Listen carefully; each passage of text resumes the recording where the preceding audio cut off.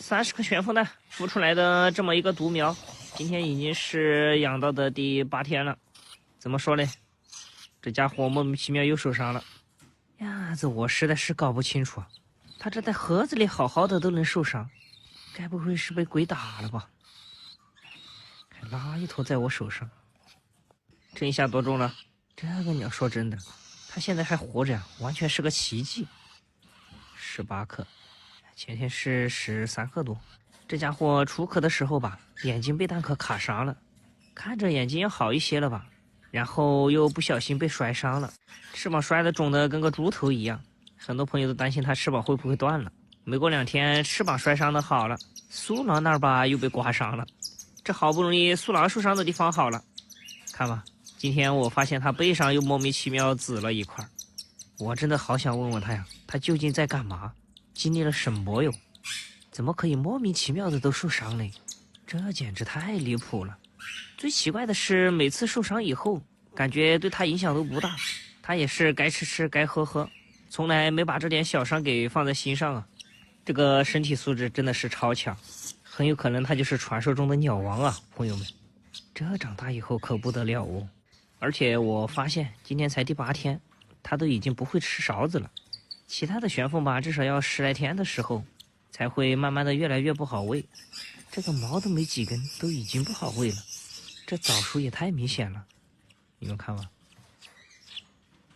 它都不会缩了，嘴巴就这样张着，等我给它倒到嘴里。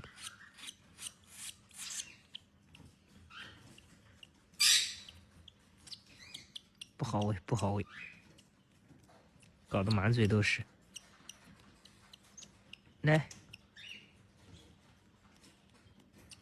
好了好了，经过我不懈努力，终于给它喂饱了，不喂了，去吧去吧。大光头真的是强的可怕呀！然后再看看上次咱们孵的2只特色玄凤，已经在开始断奶了，很亲人啊！看到我出现就想出来。这儿还有一个养伤的家伙，发现最近家里好多伤员呀，小玄凤受伤了，大哥也受伤了。然后昨天咱们救的那个白鹭嘞，拿回家没多久就挂了，很遗憾呀。还有很多朋友提醒我给大哥仔细检查一下他这个翅膀，检查过了哈，就是一点轻微的皮外伤，管几天就好了，并没有断，没有大家想象中那么严重啊。这家伙是真的比较通人性哦。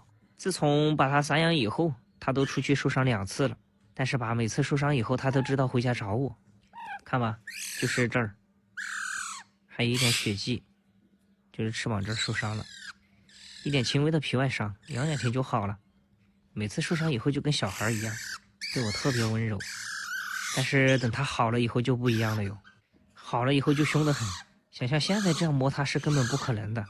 而且他还会主动攻击人啊，最近趁我不注意他就会来捉我的头，捉我的耳朵，特别痛。给今日份的营养早餐，关着确实没有放着舒服哈。再来把药喝了。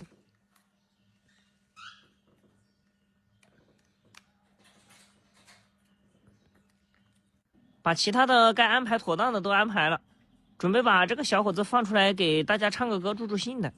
结果他好像没有领会到我的意思啊，我是让他出来服务我的，他以为我要服务他呀，出来直接就这样了，埋个头想让我给他挠。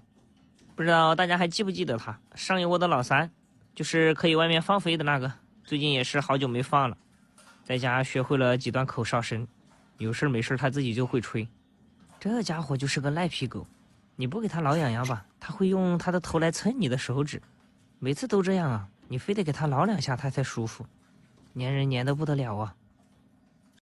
又是一窝10姐妹，不知道能不能孵出来哟，蛋都凉了，检查了一下6颗都还比较完好呀，试试看吧。